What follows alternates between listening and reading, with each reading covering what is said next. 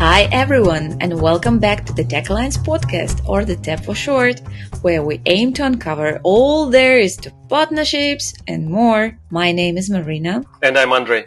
Welcome to the episode, everyone. We have a real treat today. I'm excited to dive into today's topic. Andrey, we were both very keen to take a look at the book on partnerships, so I'm eager to hear what all the fuss is about. Well, Marina, it's definitely a book that gets you thinking.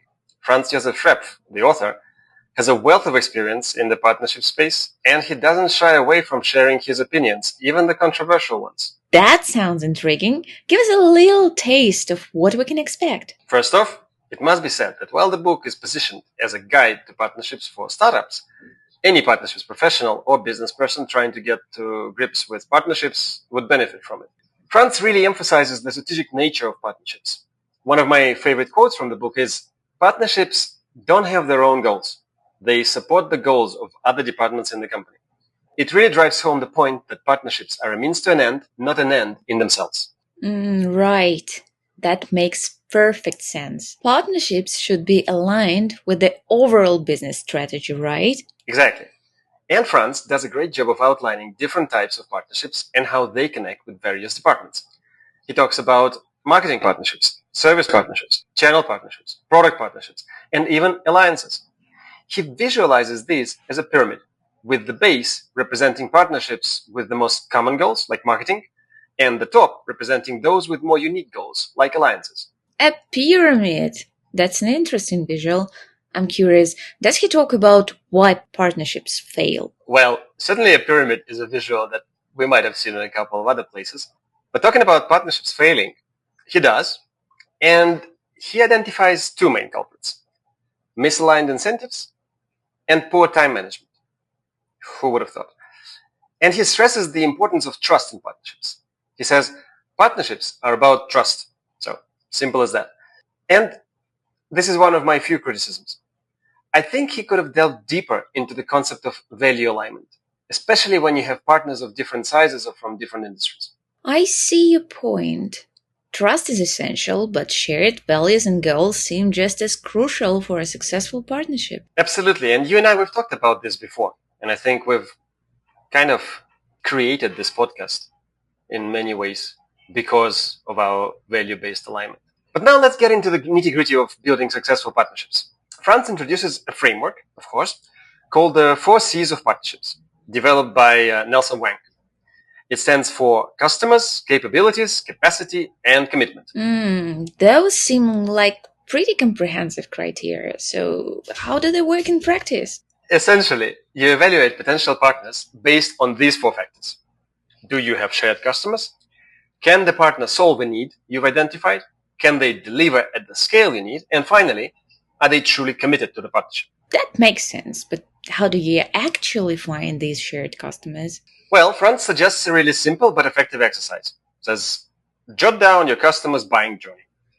By mapping out how your customers make purchasing decisions, you clearly identify potential partnership opportunities along the way.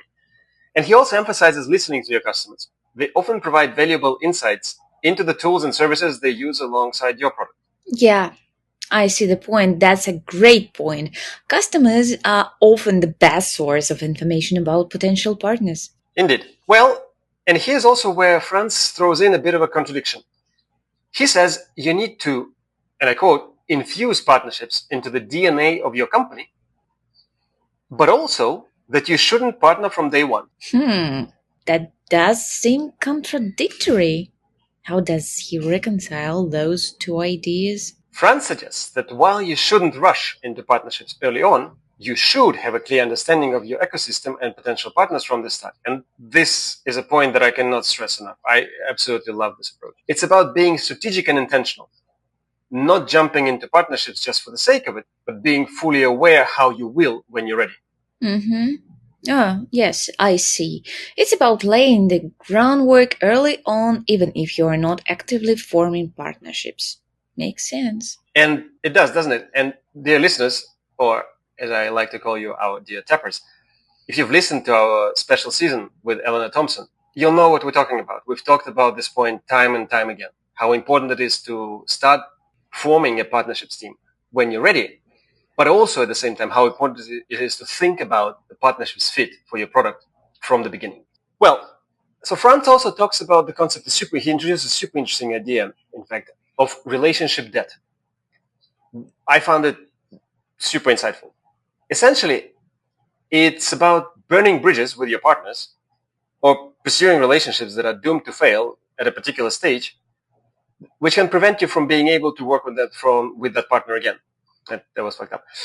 Essentially, it's the idea that burning bridges with your partners or pursuing relationships that are doomed to fail at a particular stage can prevent you from being able to work with that partner again.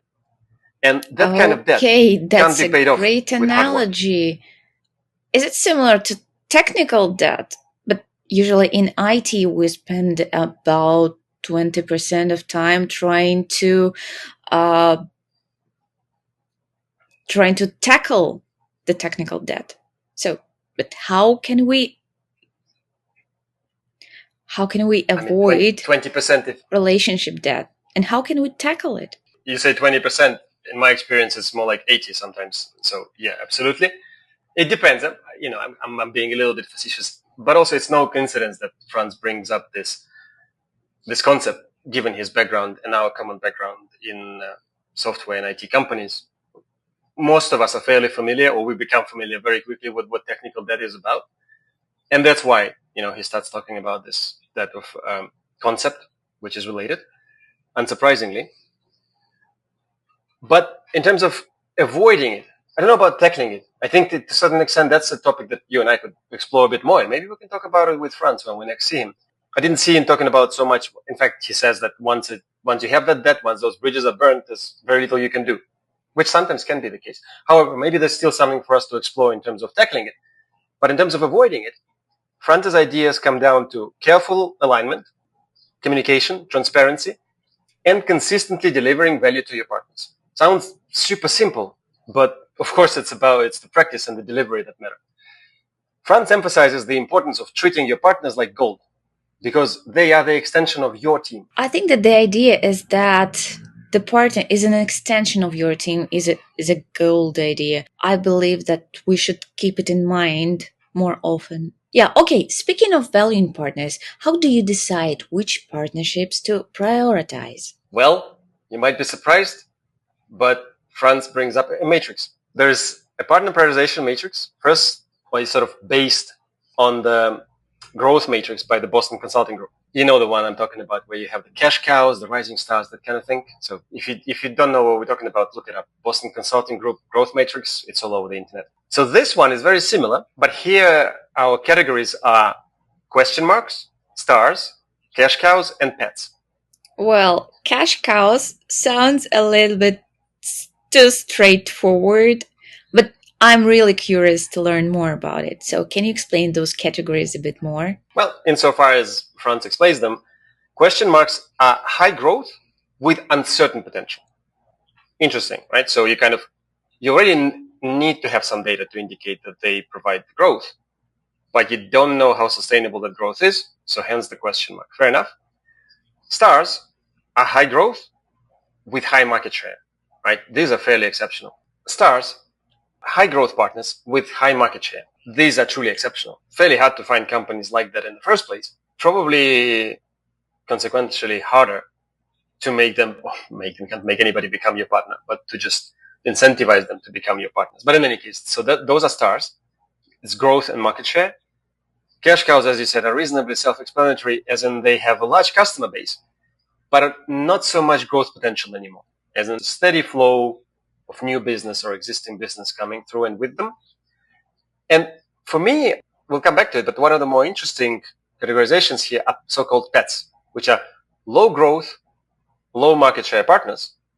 And it's super interesting why you would even ever have partners like that, right? They're not growing anywhere. They don't really have market share. Why would you even partner with a company like that? And there's a reason why Franz calls them pets. I guess because you need to groom them. Okay, so how do you manage each type of the partner? And pets in particular? So, unsurprisingly, pets should be regularly reviewed and potentially phased out. I think the reason, yes, definitely grooming them definitely seems to be a good reason to be calling them that. But I think one of the ways the emergence is described is that Sometimes, especially, actually, in my experience, it happens at companies of all sizes. People just hit it off, I don't know, socially, from different companies, that have a certain level of influence in the companies. Could be two CEOs of a startup, or as I said, it could be at any kind of level. And then they kind of, at the end of the dinner or whatever it is, they embrace warmly and commit to having their companies work together on the basis of this solid personal relationship. And you and I, we've talked a lot about the importance of personal relationships, but I also feel like we've emphasized plenty of times, and maybe it's time to emphasize this again. It's often not enough for a great business relationship. Like it's a requirement. It's a great thing to have, but it might not be enough. So pets, they often arise from this strong feeling or strong incentive by a company leader to work with another partner without a solid business foundation. We're not going to spend too much time on it. I just found the whole way he described it fairly fascinating. But let's go back to the other types as well. I see your point. As far as I remember, you told me that these partnerships are called Barney partnerships. Am I right? Do I pronounce it right? I'm not sure. Yeah, exactly. These partnerships are formed on a whim without proper consideration of market fit, the partnership strategy, and the build by partner approach. The kind of partnership, as I described, that two CEOs might strike up after a friendly dinner, but where neither company is ready for it. So shall we go back to the other types? Yeah. What about question marks and the stars? What is the difference? Yeah, it's fairly straightforward in terms of at least what you do with them.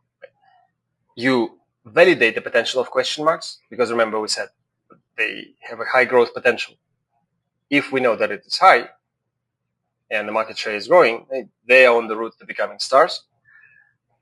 And stars you need to invest in to maximize their value, right? Because while they last, while also constantly keeping an eye on both their growth potential and market share. Cash cows, like in any business, should be nurtured for the existing customer base. And with pets, once again, let's just emphasize, you need to prune them. The analogy kind of breaks down because you wouldn't want to do this with your pets, but in this case, you do need to look into them very carefully and get rid of as many of them as possible as often as you can.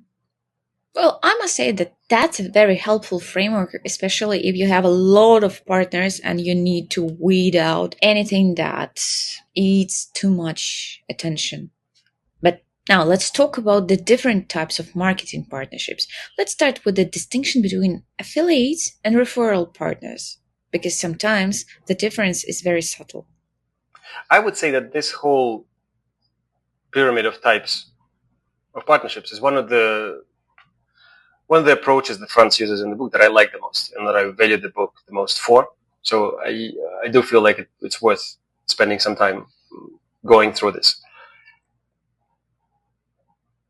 Affiliate partners are defined by Franz as partners who have access to a specific audience and promote your product for a fee. And referral partners, on the other hand, involve a higher level of trust and often include a bonus for the referrer and the referee. Do you see the difference? So referral partnerships are more relationship driven, right? Exactly. You would expect, again, I would say, I think if we start diving into details and making a list of all the millions of partnerships that exist, we can find corner cases that don't exactly fit into this description. But in broad terms, I would say this is a helpful approach. Right? You either have an affiliate network where nobody knows anybody, you just have affiliate networks plastered all over the place, and it works, and it is helpful to some degree.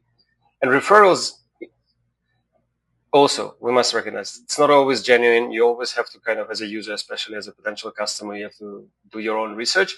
But referral partnerships, they imply a certain level of trust, and they imply that a certain amount of that trust is transferred from the person who is doing the referral. Now, Franz also talks about service and channel partners. Service partners are particularly valuable because they can provide, services that complement your product, like implementation or training.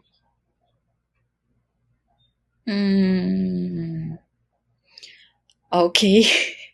The thing I really want to say is that, service partnerships are valuable because the partners can provide you service, but channel partnerships are valued because they provide channels. Well, but okay. Managing service partners can be tricky, right? Like any other partners. I would say the thing we can emphasize, like any categorization, it's only helpful up to a point.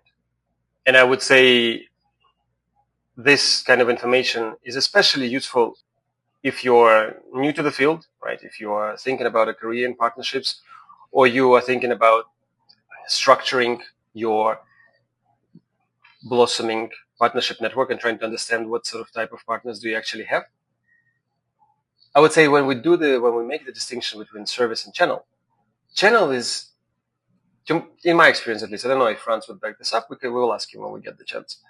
But in my experience, channel is relatively well understood, right? It almost sometimes defaults in many people's minds back to the level of affiliate and referral partnerships, where literally there's just people reselling your stuff. They might also have some stuff to sell, but the main point of your relationship is that you have a product, they have a client base, they're selling your product for a fee. It can be more than that.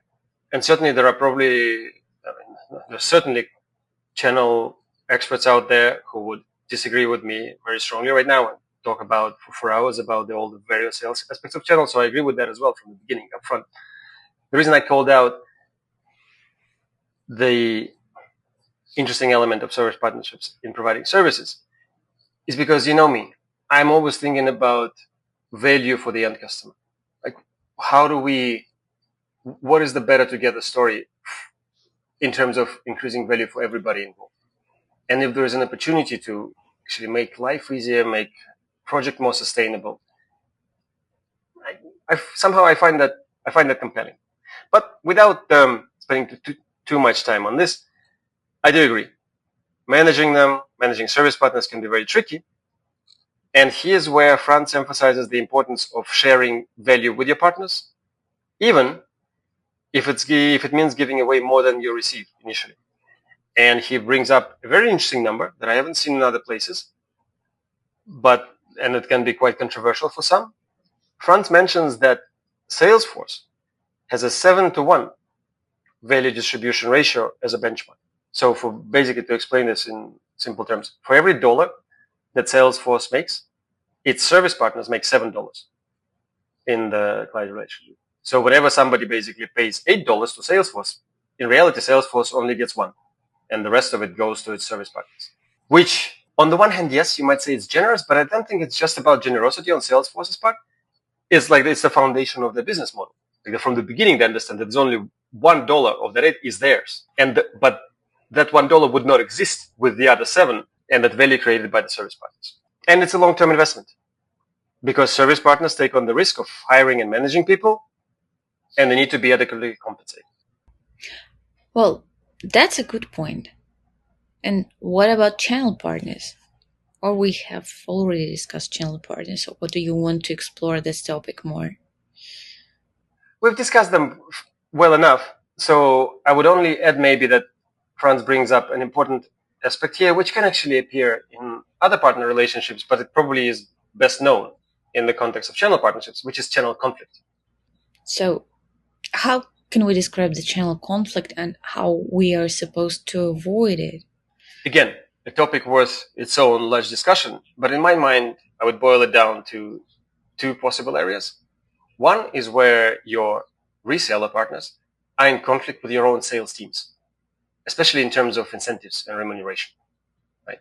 When your sales teams are incentivized or paid basically based on the number of sales they make, and suddenly they feel like their numbers are driven down because transactions are generated elsewhere through partnerships, you can see all the kinds of tensions and problems this creates. And of course, with partners themselves. Imagine you have a range of channel partners, I don't know, again, resellers, operating, just at the very simplest example would be geographic, operating in overlapping geographic regions. Like you thought you had a partner in France and a partner in Germany, but then you realize that your partner in Germany actually has their own network in France and has started encroaching on your French partners' opportunities. Unless you plan for it in advance and create what Franz refers to as clear swim lanes that define each partner's territory, target market, and areas of expertise, you risk running into conflict down the line, which is going to be harder to deal with, and is going to going back to what we've always come back to discussing here, is going to lower trust and is going to shake the foundations of your partner ecosystem. Yeah. And it brings us to the very base of the partnership theory: clear transparency, clear boundaries, managing expectations. Although easier said than done. As always, which is why you and I are talking about it instead of doing it. No, just kidding. Well, let's move on to integrations and product partnerships. Franz makes a key distinction between the two. He sees integrations, and that's very interesting. I didn't think of it that way. He sees integrations as a defensive strategy to prevent customer churn, while product partnerships are an offensive strategy to acquire new customers and enhance your product offering. So product partnerships looks to be more strategic and growth oriented, right? In Franz's opinion, yes. I sense the hesitation in you, Marina, and I also, I'm not always immediately convinced by everything we find in the partnerships book. However, I do find this is a helpful conversation starter. So I'm looking forward to comments, including on this particular area. Not exactly. I'm just trying to understand. I have one example in my head, and I'm just trying to understand: is it a plain integration or is it a product partnership? Okay, let's keep it.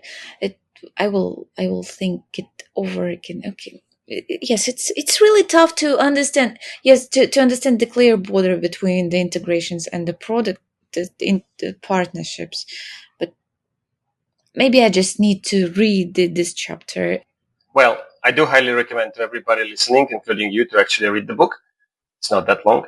Or in fact, it's so well structured that you can read it selectively chapter by chapter, which is a great advantage of any book. And once again, I do hope that all of our listeners come back to one of our next episodes where Franz himself will be here with us to discuss this. In any case, so yes, Franz are just thinking about integrations as defensive. Sort of you integrate because you see your customers and clients already using that service. So you kind of go, well, wait a second. They might switch to a competitor unless I make using this service easier. Whereas with product, he goes, it's an opportunity. It's going to increase value. It's going to add a service that is very compatible, but somehow not core to us. Again, I don't know that we necessarily should call them what he calls them, right? But on the other hand, once you're trying to define this kind of differences, you must have some kind of a naming and nomenclature. So let's leave it at that, as you said. I think we just need to call Franz and ask him the question. What's exactly the difference? We should. No, absolutely. And I know. And our episode with Franz is writing itself. So I'm looking forward to that. Okay, so where we are. So we have discussed a lot. Now, let's talk about ecosystems. How does Franz define an ecosystem? You know how near and dear to my heart ecosystems are. And so I'm super interested to seeing Franz's approach to this. He describes ecosystems as a network of partners where all participants have the opportunity to interact and benefit from each other. The stronger the interactions between your partners, the more they will help each other win. I mean, I've seen other definitions and descriptions of ecosystems. So this one, I would say, is not really all-encompassing, but it does capture what a particularly interconnected ecosystem might look like. So it's about creating a win-win situation for everyone involved. Sounds good. Precisely. When it comes to alliances, which is at the very, if you remember, at the very top of Franz's pyramid, I have a slight disagreement with Franz. Right? He equates alliances with winning an ecosystem. And I don't necessarily see it that way. How do you view alliances then? Well, since you ask, I see them as agreements between two or more companies to achieve a foundational shared objective. After all, Franz quotes our longtime favorite Mark Brigman, shout out to Mark, when he says that partnerships are about creating mutual competitive advantage.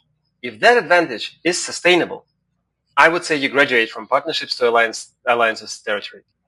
This is not about domination, hence not about winning an ecosystem. It's about collaboration and mutual benefit. Yes, that makes sense. So what about strategic alliances then?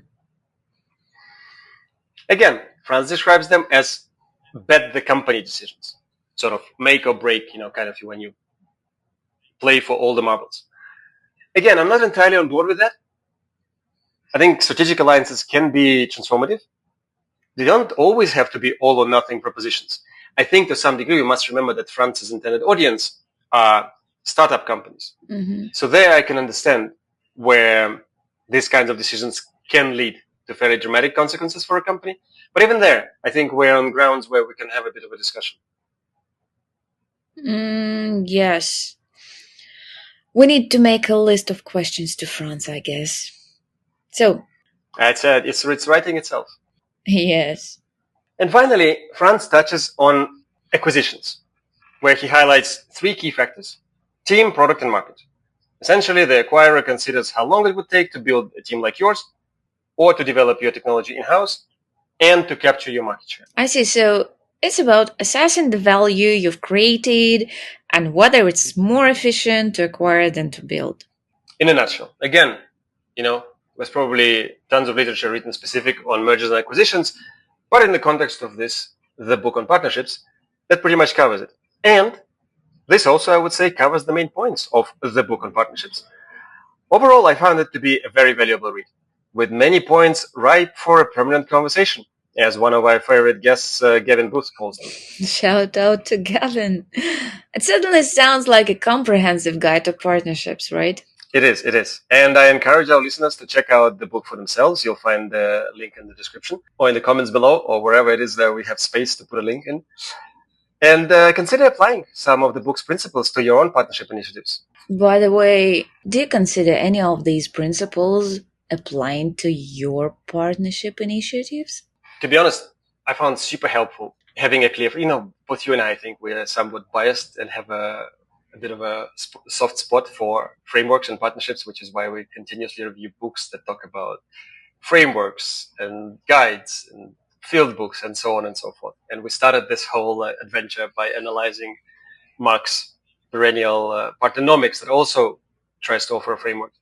So I find Franz's attempt at providing this 5-tiered framework from marketing partnerships all the way to strategic partnerships and alliances super helpful in enabling the conversation about partnerships, especially with people who may be less familiar with it. Because we saw this again and again, that when talking about partnerships, first of all, most business people have different things in mind. And even if they have any kind of concept, very often it's related specifically to what we have talked about as maybe channel partnerships, right? At best, maybe service partnerships where people understand what's going on. But as we've learned, there are many other types of partnerships, some sort of less deep, which people often undervalue, like marketing partnerships, which can also be quite strong. Some much more impactful that go all the way towards ecosystem building and being super strategic and transforming both your company and the space that it operates in. So from that perspective, I found the book super useful. But also, as you found, I have many questions for Franz. So I'm looking forward to a chance to discuss those with him and the way his definitions play out in real life. So, Andrey, thank you so much for reading the book, reviewing it, and sharing your ideas with me and our listeners. That's it for today's episode. Dear listeners, I hope you enjoyed this review of the book on partnerships by Franz Josef Schrepf. Stay with us for more deep dives into the world of technical partnerships and more, and look out for our chat with Franz himself in one of the upcoming episodes. Huge thanks to all of our amazing listeners. This has been the Tech Alliance podcast with Andrey and Maryna. Don't miss out on more insightful discussions. Subscribe wherever you get your podcasts. Follow us on YouTube and LinkedIn for more from the TAP. Links are in the comments and the description. Catch you next time on the TAP.